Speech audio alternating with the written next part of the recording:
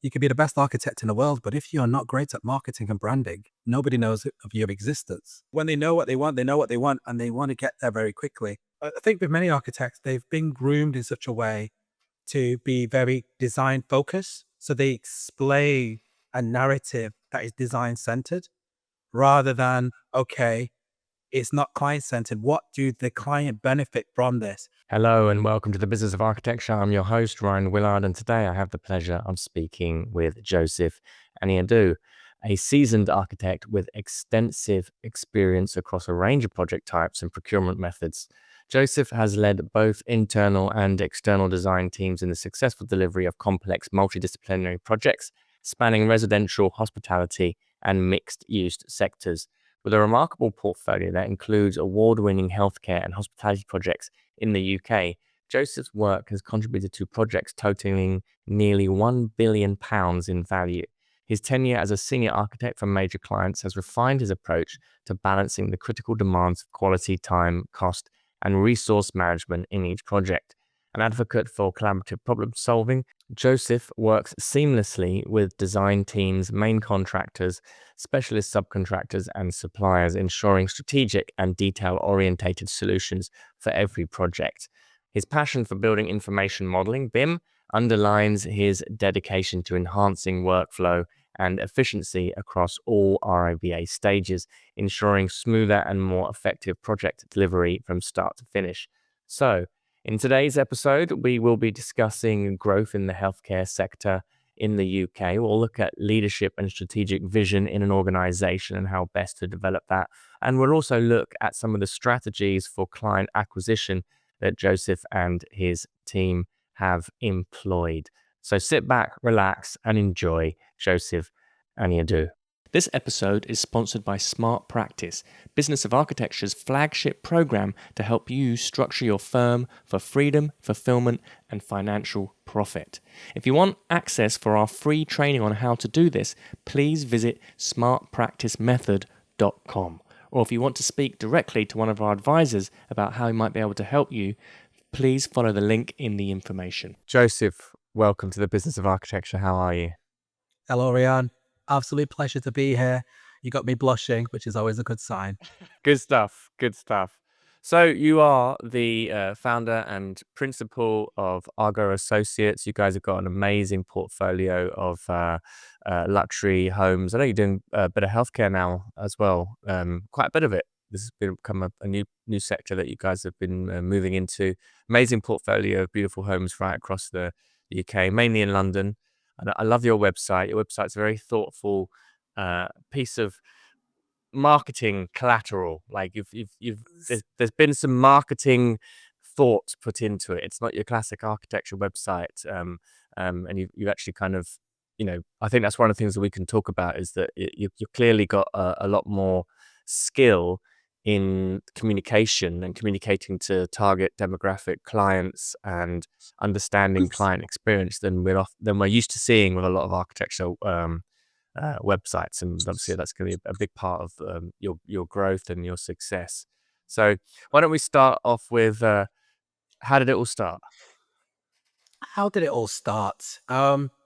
With the I business, like to believe that not your conception or anything like that. We'll go straight to Well, I was about to indulge, so I had to hold back. I gotta be careful in case I get censored.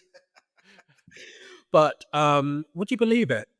I think most people would expect an answer whereby they say that they were inspired or something. Mine really wasn't the case. It stemmed from utter frustration. It stemmed from utter frustration in a sense that I saw glimpses of how I would like certain things to be. And I'm a huge fan of efficiencies and creating templates and protocols. And even when it goes from architecture to marketing, same logic is consistent. And it really did stem from frustration. It was just frustration in the sense that, okay, one would like to attract a lot of various projects. However, you could be the best architect in the world, but if you're not great at marketing and branding, nobody knows of your existence. And it's getting that bit right from the concept and trying to take the clients on a journey. So you talk about the website. you have to set your presentation in a particular manner in order to attract a particular type of clientele. Mhm. And it has to resonate, it has to be user friendly, but at the same time, it gotta send them on a journey and it has to be an end goal. And I'm obsessed with that end goal, just taking them through a journey. So more than happy to elaborate. Well, yeah, perhaps you can tell us a little bit about the sorts of first projects that you brought into the practice, how you won those, and then how the what kind of relationship you've had with marketing, and how you've expanded the way that you communicate. Right. Okay. So it all started um, not too long ago, whereby I had a particular family. I had an uncle of mine, and I was working on another practice, and he asked me the question: "I've got this multi-million-pound project, and I would like you to develop it." And I'm sitting back thinking, "Oh, I've not got my entrepreneurial hat on at this point. I'm just thinking, I'm walking towards the studio with this multi-million-pound project, about to walk in towards the company directors, and I ring my father in absolute excitement, saying, Mhm, "Okay." My dad just put a hand on my shoulder, turned around and said, "Joseph, what on earth are you doing? mhm, I'm about to hand this project over to the firm. It's like your uncle that's had complete faith in you, in what you've been doing mhm, over the years, has handed it to you. mhm. So this should act as a trigger to set something up and bringing a team." And that's what happened. So I said to myself, okay, I need to go get a team. Wise father. Yeah. So that was a It's rude awakening, put it that way.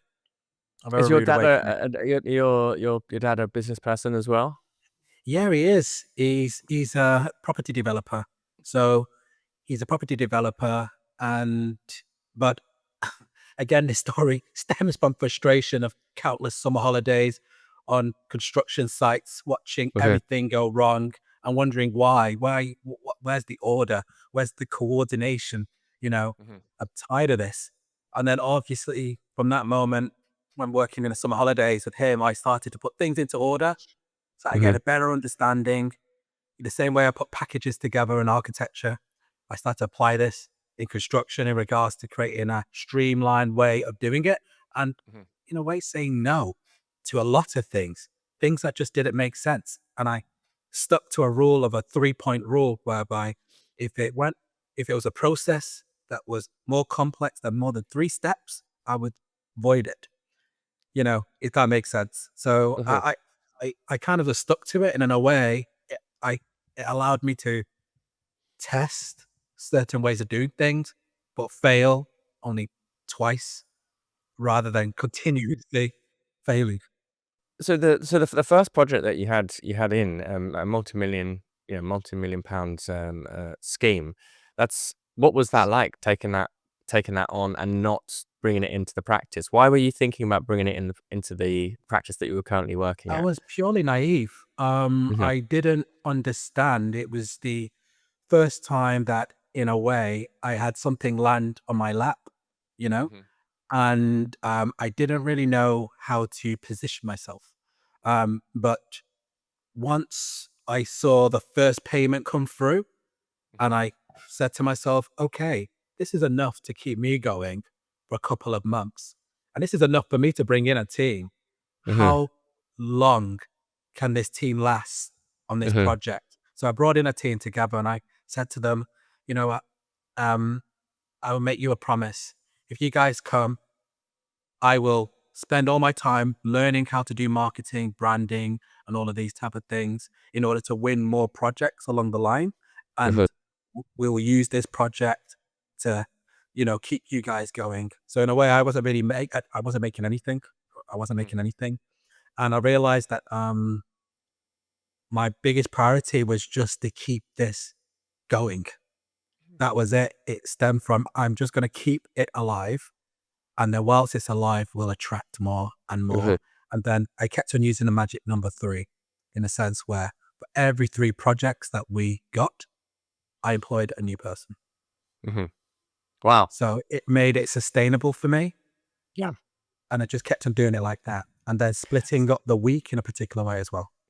So that's again, that's not the normal strategy that a lot of architects would do when you first win a project. They would kind of be battling with the project themselves to try and get it complete, and you were actually, no, put a team in place, and I've got to go out and win more work.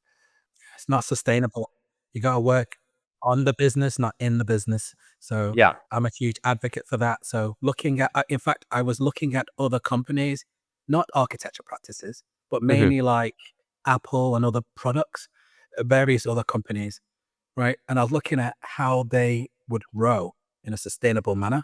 And then Hmm. I started to realize that there was a lot of inefficiencies that I would identify in various practices that just weren't sustainable, you know? And I just said to myself, in fact, you have to believe that in a way that as well, there's a lot of ways of doing things that you always have to believe that the way that you want to take it forward is the correct way. You have to wholly believe it to such an outrageous degree that it Hmm. looks kind of insane. Um, and but with a touch of humor, touch of delight, and helping clients feel absolutely comfortable, it Hmm. goes a hell of a long way. So grace goes a hell of a long way, and just making them feel heard, you know. Hmm. And so, yeah, It's really interesting if we consider what might have happened if you did bring the project into your previous practice, because in many ways, like, that could also be a really great thing to do if it's the right practice. And I'd imagine that if with some of your employees, you'd be very encouraging of them to bring in projects like that. And the question would be, how do you how do you incentivize that? Or how would you like in your own practice, how would you handle it properly? And then the other part of the question is, if you'd brought the project into the other practice that you're working with, what do you think would have happened? And would you have not been involved in it, and it would have kind of just been used by directors, and it wouldn't have been, I it wouldn't have been the growth opportunity for you. That's the main thing. for me, I like to keep the sales, marketing, branding Hmm. to one side and operations to this side. The Hmm. two never touch. The two Hmm. never touch. So I have a dedicated team fully focusing on just the marketing and branding aspect of it, and they Right. Okay. fully focus on that. They don't Hmm. try to do a little bit of architecture. They don't try to mix it up. They have a lot of positive traits that take years of training, and you have to kind of like build on their experience of what they know. Hmm. Okay, rather than trying to bring your architectural mindset into it and say, yeah, we can do architecture, we can do graphic designs, so we should be able to do the whole marketing. No, Hmm. no. The level of inquiries that come in that are quite technical that the team need to resolve, it's a full commitment on that side that they need to fully focus in it, Hmm. especially with architects and the level of liabilities and things like that. It's very difficult to try and blend the two. So I've learned very quickly. And plus, it also helps that I'll tell you a little bit of a background behind me. I used to run a lot of bars and clubs back in the day when I was back in university. And this stemmed from utter frustration as well, whilst I was in Liverpool. And it stemmed from me not liking the music in the area at the time. So I said, I'm going to go get famous celebrities to come and perform in different cities, like a tour, like Manchester, Leeds, York, Birmingham, and we're going to get them in. This was marketing. This was branding, Hmm. right? We're going to do everything digitally because we want to make sure that we can look at the analysis, look at the data, look at what the data's saying to it, look at our demographic, looking at where to get it from, target them properly. So I was already kind of doing it. Yes, it wasn't architecture, but Hmm. it definitely helped me understand where to position oneself. And that's what my father really helped me tap into.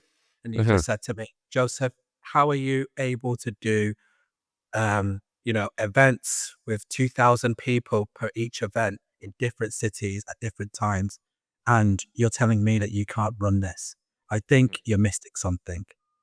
And yeah, he was right. I love that, and yeah, sometimes it's kind of you don't realize that you've developed a skill set there of being able to promote and bring people together, and that's a crucial skill for running your own practice. And again, a similar sort of thing in my own past.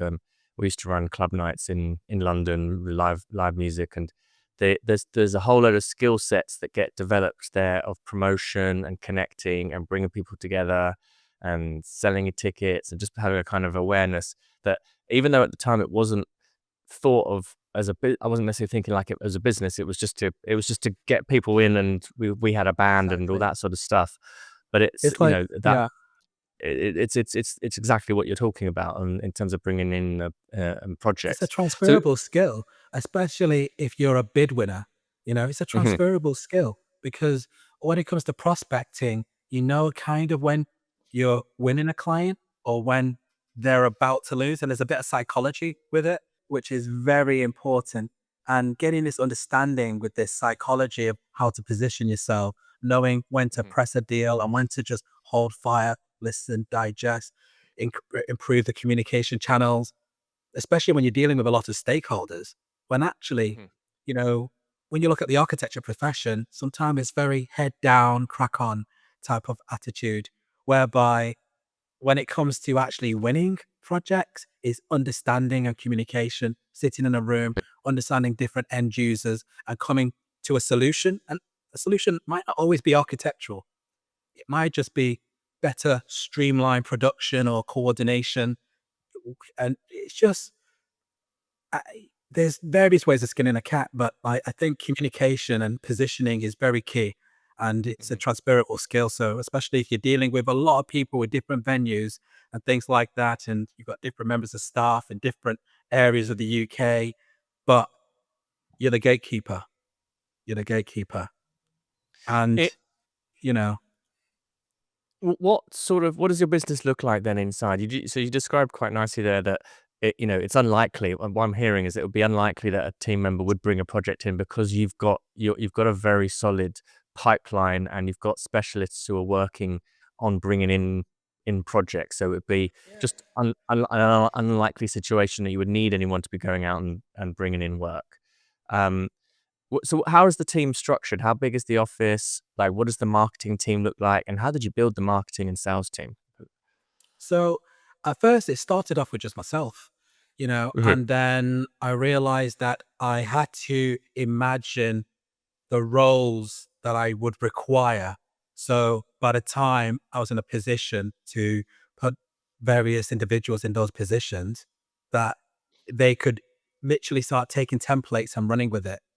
So the templates would be automated.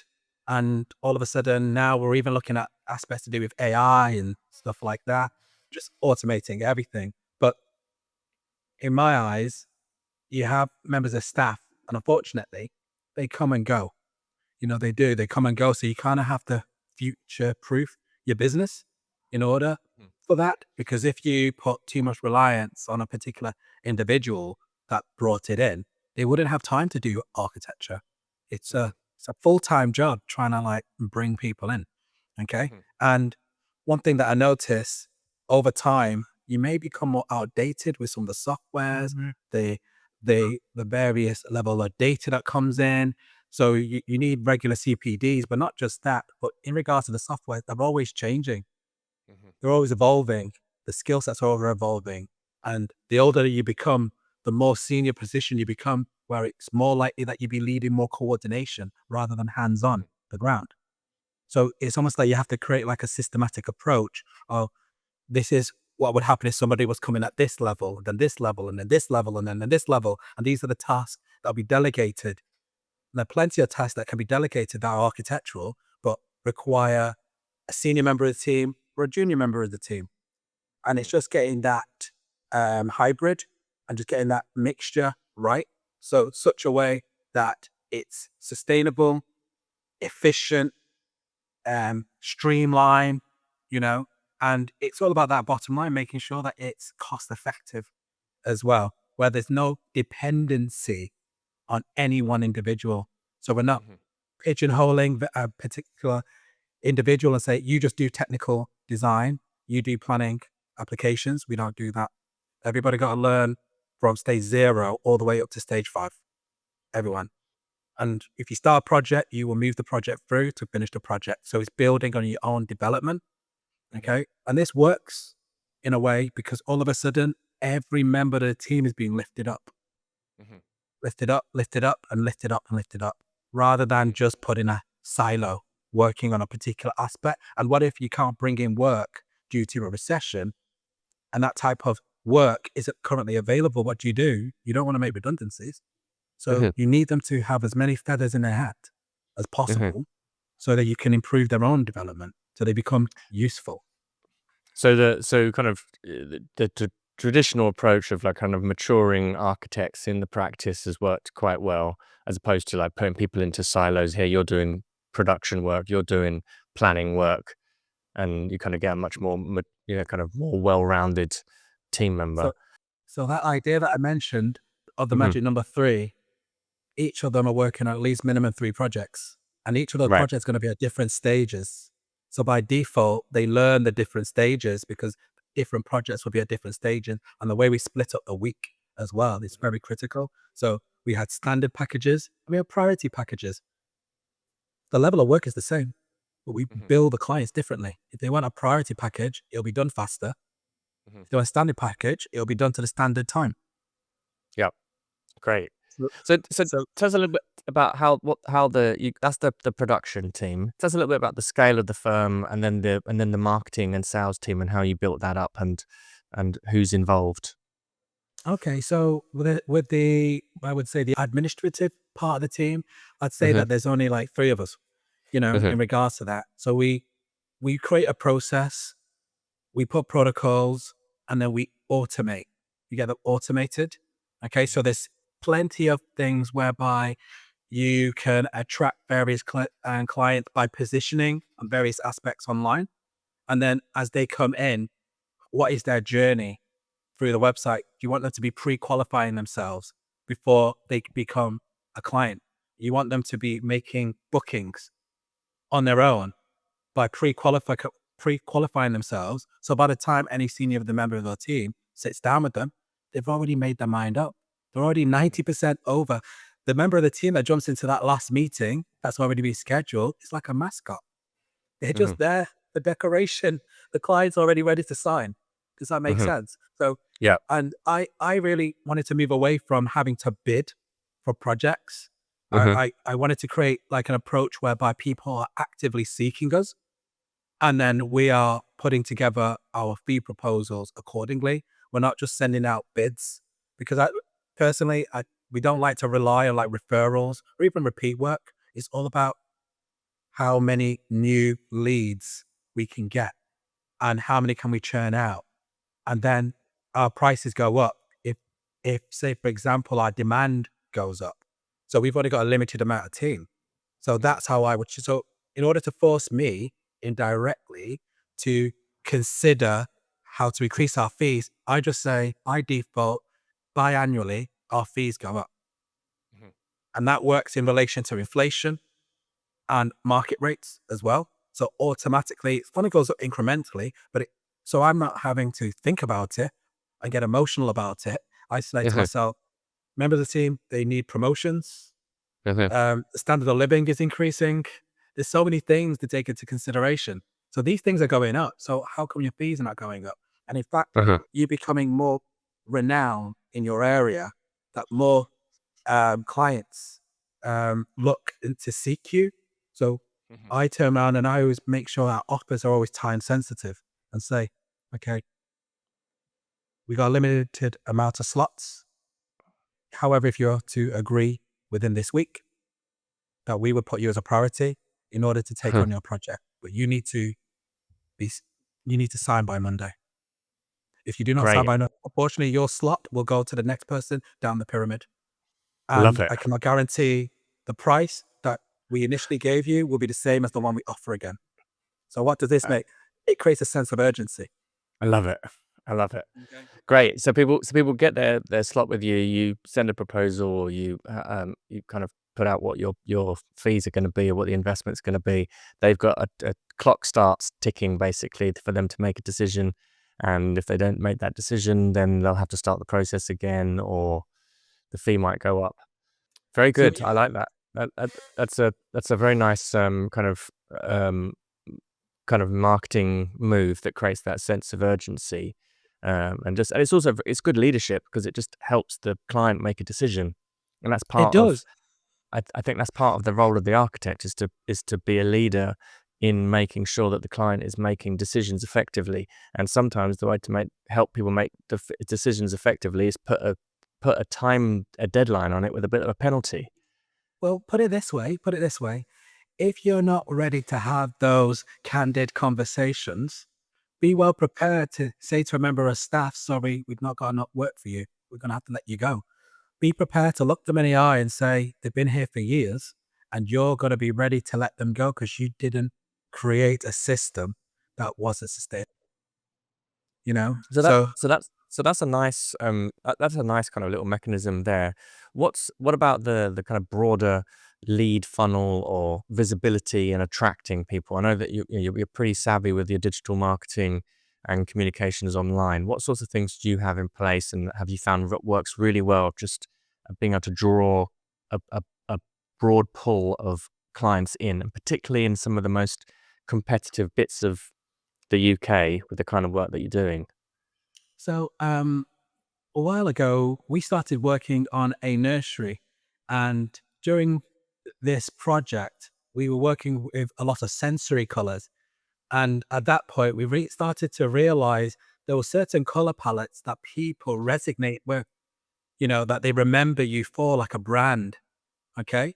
And then we Mhm, looked at it and said, oh, what if we did something similar to the website and we created our brand colors that people will just remember us by? So we get known for people turning around and saying, oh, you guys are the ones with the yellow and gold website. It's like, oh yeah, that's us. You're in the right area. So they get, it's just little tiny niches. And the same way I play away with that magic number three, mhm, so our brand colors are gold, black, and gray, mhm, so that means I used to think to myself, you know what, there are a lot of projects out there. We've done quite a lot. However, they span from extensions to new builds to medical centers. They're really, I wouldn't say there's a particular niche. mhm, So we need a color scheme that when they are all presented, they blend all together and they just feel in unison. So that was very important for us. That was very important to create mhm, happy colors. So whereby when I looked at various other architectural website, they're very slick. They've got that cool vibe to it, mhm, but that doesn't convert clients. Clients mhm, navigation, they're lost. They don't know where to click. They don't know mhm, what you're trying to get them to do. Whereby if you want to give them like three options, either book something in or check this or do this, you're directing them. mhm, Okay. You're physically directing them what you want them to do. And then you create little pockets of information where they could read more. That works well with your SEOs, also works well with, say, for example, your lead capture and make an authoritative figure by default. Because these things take time. But if you mhm, continuously structured it in such a way that it's continuously building, then over time you have over 100,000 level of content. So mhm, the the digital world is signaling that you're an authoritative figure discussing this particular aspect over again and again and again. And sometimes one doesn't need to sound flamboyant mhm. in what what their messaging is.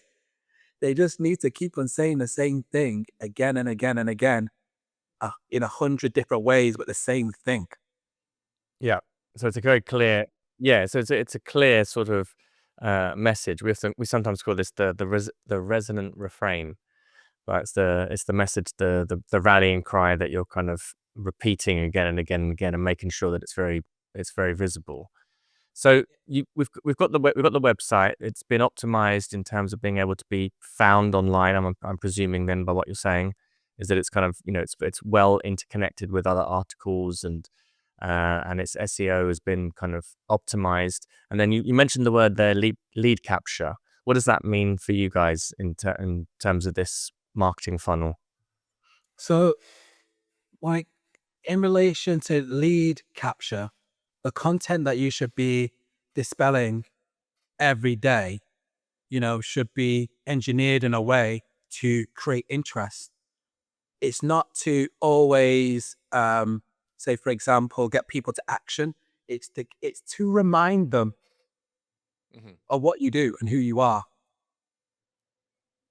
It's to remind them. So if every single day you're signaling that, hey, Yeah. this is us, this is what we've done. How are you? Uh-huh.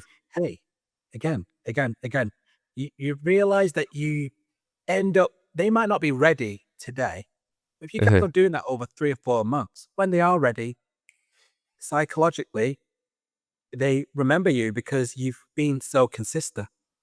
And it's not about waiting for the project to be complete and perfect.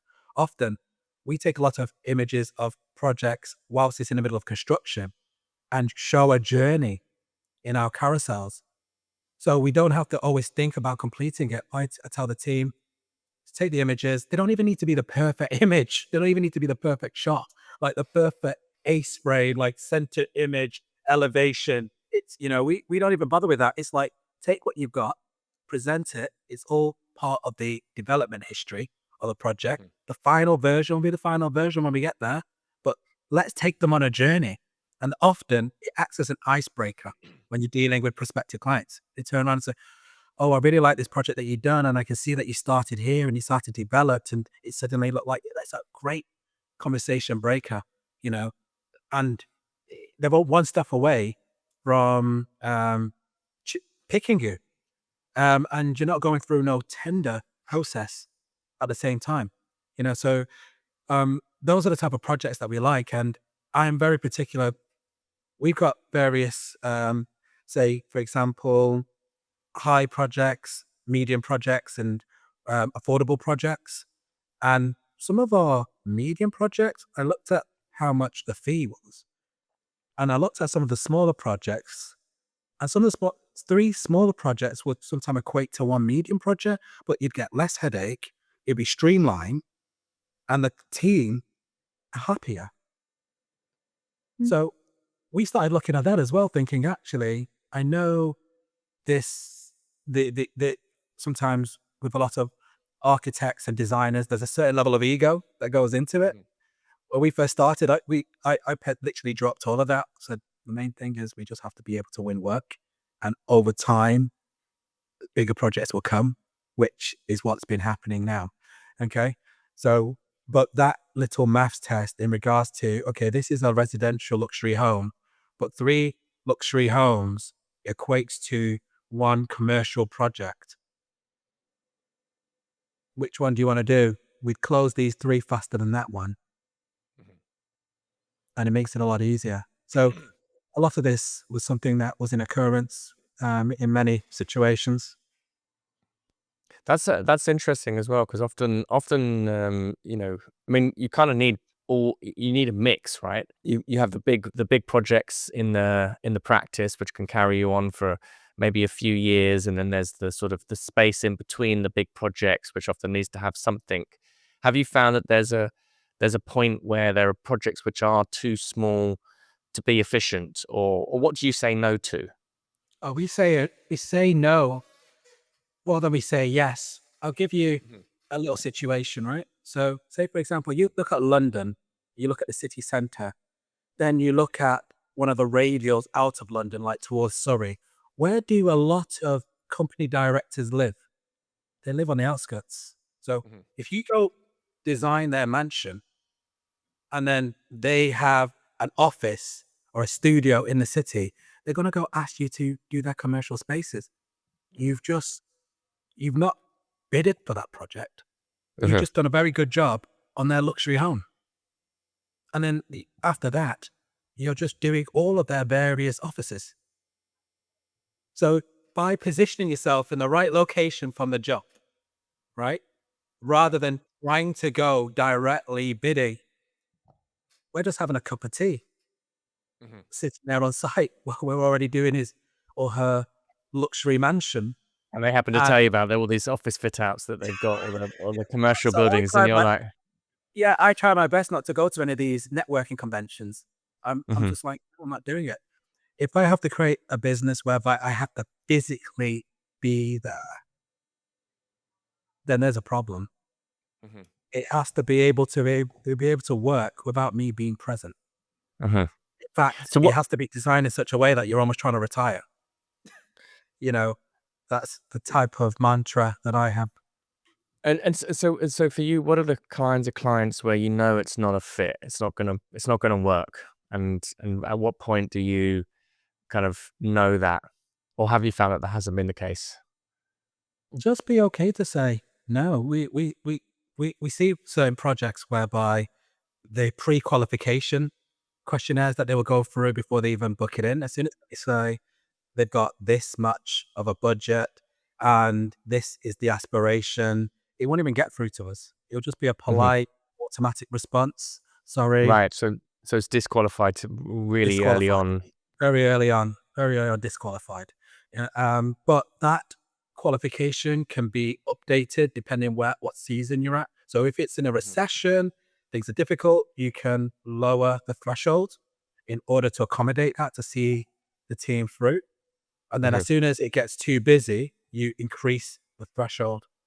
Okay. mm, So constantly adjusting, but haven't really done that in a while now. But that's something that you have to have your hands on, and it has to be like a dial. You can turn up mhm, and you can turn down, and for us, it has to be all digital in order to turn that dial up.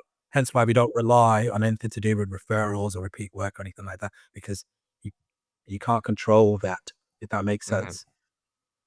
What do you do anything like, paid advertising or paid for digital advertising and things like that? And if so, could you tell us Yes. about what works, what doesn't work, and how what your kind of plan and strategy is around that? The I would say always master the SEO, search Mhm, engine optimization first. See that the data shows that it's working, and then mhm. you can put this on steroids by putting it on a paid ad once you can see it's clearly Right. working, right? So Right, right. you're always testing it on your normal organic SEOs, right? And then Mhm, once you see that it's clearly working, then you put that one and on a paid ad, and then you can mhm, increase it on the paid ad. Okay. mhm, And I'm a huge believer of just sticking out in one metric for one solid year before moving on, because there's a lot mhm, of shiny object syndromes, a lot of shiny object, and you can get pulled from pillar to post, go from here to here. But if you say, okay, I'm just going to focus on just this particular paid ad, really mhm, master this for a whole year, and then move on to the next one. Once this one is just working mhm, autonomously, then you know you've hit the jackpot. Okay. But you have to structure your whole site, everything that mhm, you're doing, to make sure that it's engineered in such a way that allows this process to be happening. Whereby if your site or your landing pages doesn't allow this to happen because you're too particular on a particular image or a particular mhm, look, but you're not looking and studying other contemporary product design um, websites of how they get the person in. They fill them in. They keep the options limited. They keep them mhm, in a box frame. So the view that they have looking to concentrate, you have long read or short read. Unfortunately, architecture is all about that long read.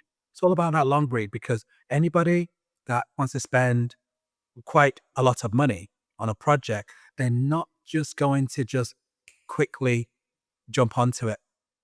They need to have a long read. It needs to be explanatory. It needs to take them on a journey before they hit that commit. So it's all about getting this right. And this is what I found makes the difference. And I generally would look at a lot of brilliant architecture firm out there. They start doing fantastic work. However, they got the name, they got the reputation, they got the years underneath their belt.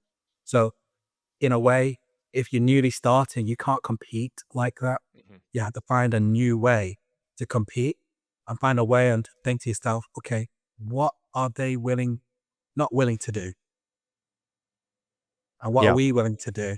And are we in a Mhm. position where we can make these changes very quickly and be dynamic? Whereby in a larger project, in a larger company, it could be quite drastic, Mhm. trying to do something that is right, but the way it's already got so many things that allow it to work the way it's working, and people don't want to take particular risk in order to Mhm. make a contemporary update. Okay. So but that works in our favor because we're always going to willing to change it very quickly to be fluid. Mhm. But we change it in a systematic way. It's never a wholesale change. It's always, why are we changing it? Does this add to something? What does it contribute, and how do we measure it? It's always, how can we measure it? You know, I, I go back to a situation years ago whereby I printed a lot of posters and little leaflets and was handing it through doors. And I thought to myself, this is too random, this is too Mhm. arbitrary, and this is too hopeful. They got to be a better way of targeting, like a sniper, the right candidates to the right person without sporadically sending them all out and turning up to events and hoping that people know. It's like, I want it to be very specific. I want it to be able to work that I don't need to be present. Mhm. I don't want to feel like it all I'm required to be there. In fact, I prefer the whole incognito Mhm. approach, completely incognito, in the sense where all of this is happening with or without you because of the automations, the templates, everything. If you were to step out, anybody that you brought in will just continue to do what you tasked them to do that day, and it'll still run smooth. Okay, so yeah, yeah, it's kind of interesting because we've not really talked about architecture or design, um, because I'm architect by profession, but Mhm. businessman by nature. Yeah. Okay, so No. I get really excited about that aspect.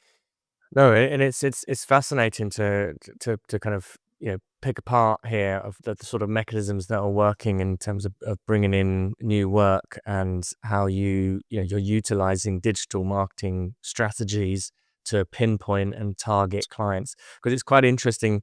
You were saying that you do have quite a broad portfolio of work, and that one of the kind of dangers in an architecture practice is, yeah, it's good for an architect to have a broad portfolio of work because it diversifies your work. You can mix things up. When one sector is struggling, you can move into the other sector, etc., etc. There's lots of business, but from a marketing perspective, that becomes quite difficult because you end up diluting a message.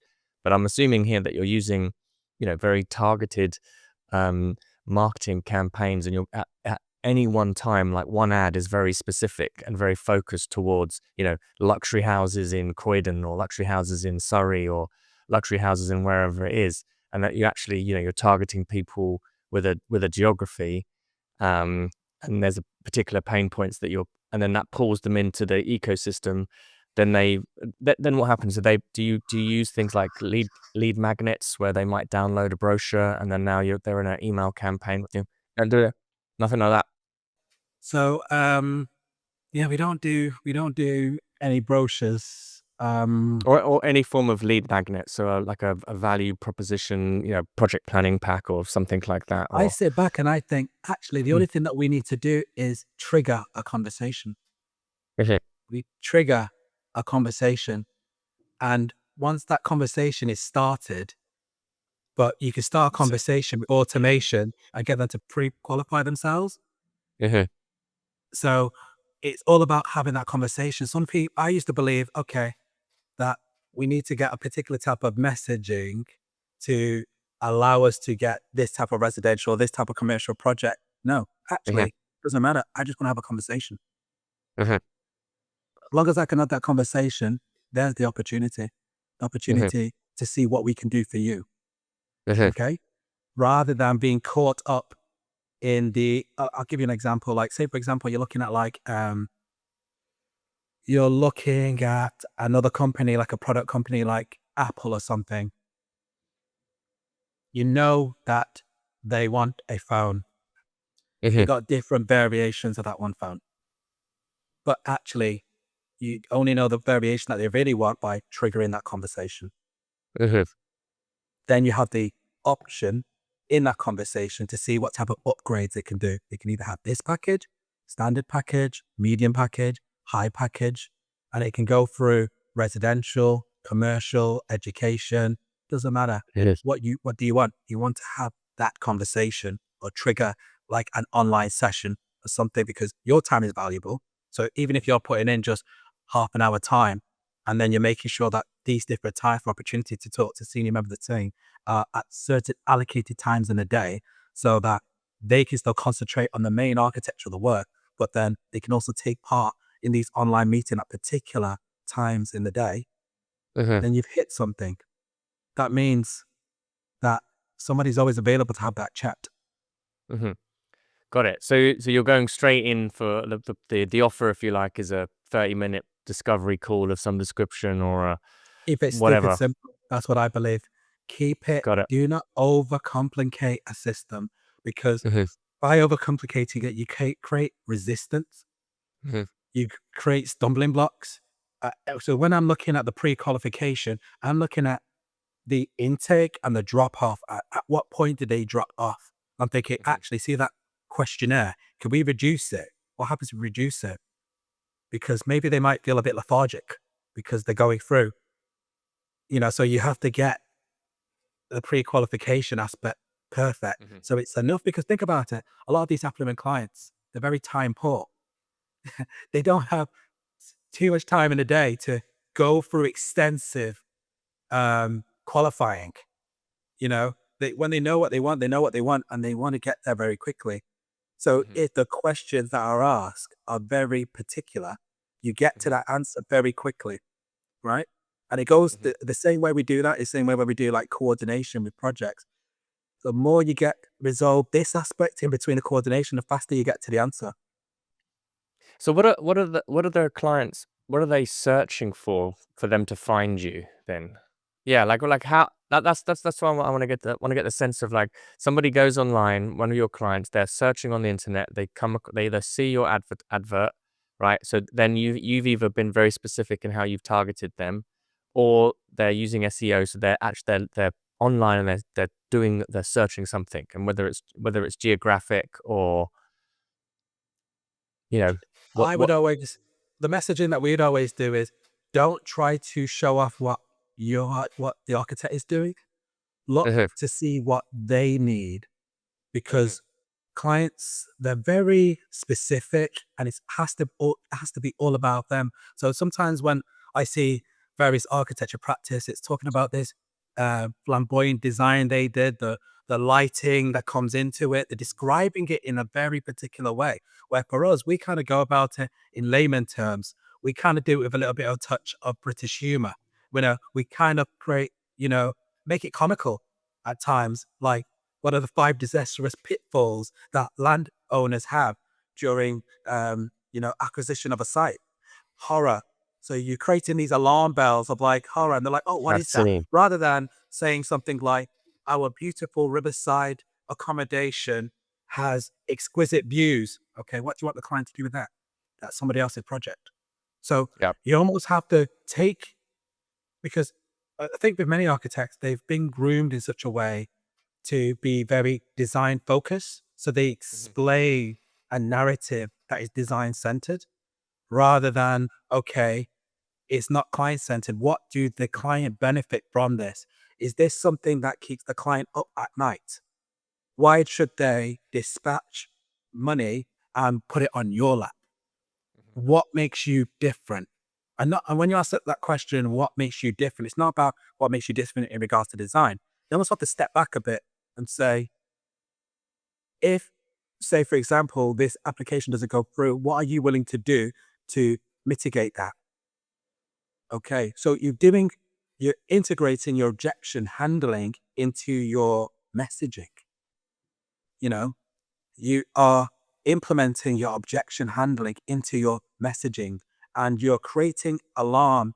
You're creating messaging that keeps them up at night, like, oh my goodness, I'm very worried about that. Oh, please, I'm signaling to put my hand up, save me. That's what you're doing. They're signaling, they're putting a hand up, save me. I know that sounds like a problem that I have, Yeah. and you sound like the person to resolve that problem. Yeah. So it's No pain orientated or problem focused problem, messaging that you're messaging, using.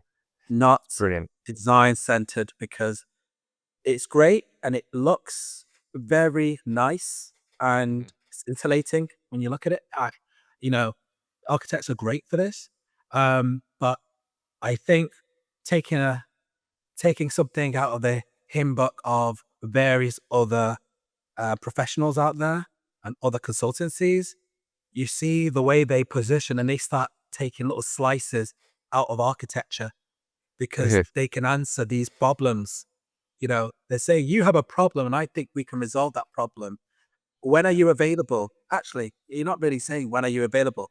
You're only presented in the time that you are available and they're picking those options. But it feels or gives the impression that you made it open to let them know which times they're available, if that makes sense. Yeah, I always remember years ago, a friend of mine was designing a house, and we were talking about him using an architect or something, and he goes, "Oh no, I've already got a company who's going to do who's doing the planning drawings for us, the planning permission." I was like, "Oh right, who are they?" And he goes, "They're a company called Get Planning." And I thought it was so obvious, and their whole website was just about, and they were just planning consultants. They weren't architects, they weren't designers, but they were literally the way that they'd marketed themselves was like what you're saying. It was all about all the planning issues, all the worries, all the concerns that you might have in that particular area, and it was very appealing. It was very compelling sort of messaging. And architects are missing a trick here in terms of just messaging and communicating. And that's why we've been vulnerable to other people coming along. And architects have the advantage because we're involved in so many different stages that actually there's more opportunities to bring people into, to actually find clients because we're dealing with more parts of the process than other consultants are. But Architects there's lots of have different so strategies. much within their skill set, right? So if you think about it, if you want to be able to be first, surely you should be targeting the client at the initial stages. Mhm, Why wouldn't one put all their eggs into one basket and target how to get that initial stage? mhm. Because if you get that initial stage, you're in a position to get stage one, two, three, four, five, six. Okay. But by just aiming for that stage zero and stage one, you put yourself in a perfect position and you set it up from the off in the sense that the people that are being qualified in are coming directly to you. They're not coming to you and going, oh, well, I want you to be part of this team and you'll be our aspect. No, no. AGA Associates will coordinate with the various consultants and be the lead coordinator for it. So we'll also, say, for example, provide the architectural services, planning, project management, contract administration. But all of those are at different stages. But your initial package is just to start that conversation, is to start the Brilliant. conversation. And then once they've got that level of trust, you basically got the meeting out of your hand in the sense that they fully trust you to coordinate. And then under your guidance, you can bring in various engineers, surveyors, these lot. And on top of that, you may have various different level of agreements between them in regards to if you introduce them to a project, they introduce you, there's an agreement in principle, underlying that ties you together. So all of a sudden, you're not having to have a massive tender list or go out. You have your own tender list that you only go to for particular consultants, you know, and you create your own ecosystem. And you're almost thinking of the cui bono, where it's like, what is in it for both of us? Mhm, Always, it's what's in it for both of us. That's what I always like to understand, especially when we've got these different type of arrangement. And in fact, we don't rely on those arrangements because we realize that we're the one that actually gets the projects, mhm. and then we can bring in various consultants. So it creates a good footing in that way because you can, in a way, dictate terms, you know. And if not, they don't need to agree. But if they do, then it's fruitful for all parties involved. Brilliant. Joseph, that's a perfect place for us to conclude the conversation there. We're just about at time. But really fascinating, kind of insights there, and sharing your expertise, both in architectural expertise and your marketing skills of, developing a pain-orientated messaging at the beginning of the process, bringing clients in, getting them on the discovery calls, and it's beautifully simple. And really, congratulations on everything you guys have built and the successes that you have. So thank you so much for coming on the show. It's been a delight. Yeah, thank you for having me. It's been an absolute pleasure. Like you said, you got me smiling and blushing for no reason. I seem to get excited about talking about the front end rather than the back end. So It's great to thank hear. you. We love it. And that's a wrap. Hey, Enoch Sears here. I would like to say a big thank you for those of you who recently left a review on Apple Podcasts for the Business of Architecture podcast. As you know, this is how people are able to find the Business of Architecture podcast and ultimately raise the tide of all boats. So a big shout out and big thanks to Andrew RHA, AB Pretty, Chris Kim 1005, Swanee 12, Lavina L, C Beck 210, 1x4x9, Vinciane Albrecht, and CK Architect. We'd love to have your review or feedback for the podcast, and we'll read your name out right here on the show. Go to Apple Podcast and leave a review. And as an expression of our sincere thanks, we would like to give you a free CEU course that can get you one professional development unit, but more importantly, we'll give you a very solid and firm foundation on your journey to becoming a profitable and thriving architect. So here's the process for that. After you leave us a review, send an email to support@businessofarchitecture.com. Let us know the username that you use to leave the review, and we will send you that free training. On the training, you'll discover what 99% of architecture firm owners wish they would have known 20 years ago. We are looking for architect developer stories for the Business of Architecture podcast. So, are you an architect developer with valuable insights to share? We're always on the lookout for passionate voices in the industry to join us on the Business of Architecture podcast. If you're ready to share your journey, lessons, strategies with our global audience, we'd love to hear from you. Reach out to us to explore being a guest on our show and help inspire other architect developers on their path. We'd be interested in hearing your story, whether you're at the very beginning of your development story or whether you have $100 million portfolio of projects already in the bag completed. We'd like to hear from you if you're working with the developers or that you've developed a number of small houses or you're working at a larger scale. Hello, listeners. We hope you're enjoying our show. We love bringing you these insightful conversations, but we couldn't do it without the support of our amazing sponsors. If you're a business owner or know someone who would be an excellent fit for our audience, we'd love to hear from you. Partnering with us means your brand will reach over 40,000 engaged listeners each month. Interested in becoming a sponsor? Please send us an email at support@businessofarchitecture.com. The views expressed on this show by my guests do not represent those of the host, and I make no representation, promise, guarantee, pledge, warranty, contract bond, or commitment, except to help you be unstoppable.